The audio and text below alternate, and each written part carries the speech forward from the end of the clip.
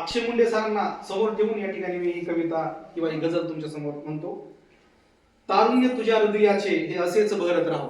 म्हणजे माझ्या एकट्याच्या भावना नाही आहेत, असं आपण म्हणूया की सगळ्यांच्या भावना आहेत मनातल्या, आणि सगळ्यांच्या भावना आपण या ठिकाणी मुंडे सरांच्या बाबतीमध्ये व्यक्त करत आहोत.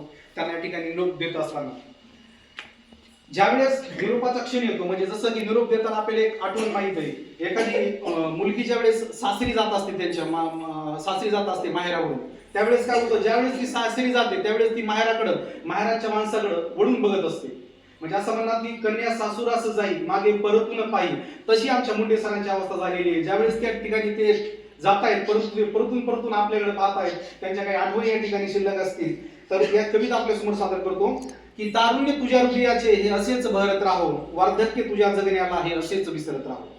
तारुण्य तुझ्या हृदयाचे हे असेच बहरत राहो, वार्धक्य तुझ्या जगण्याला हे असेच विसरत राहो.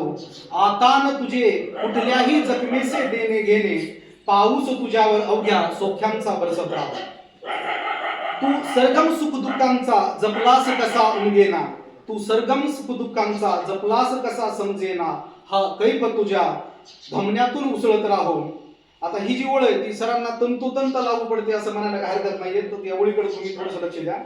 तू अमृतमय मद्याचा खळखळता अक्षय प्याला, म्हणजे या ओळीमध्ये अक्षय नाव सुद्धा आलेले. तू अमृतमय मद्याचा खळखळता अक्षय प्याला, एक एक घोट सुकलेल्या शब्दांना फुलवत राहो.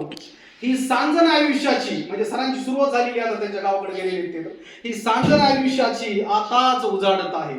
ही सांजन आयुष्याची आताच उजाडत आहे. चंद्राला समजून गेले सूर्याला समजत राहो, चंद्राला उमगून गेले सूर्याला समजत राहो.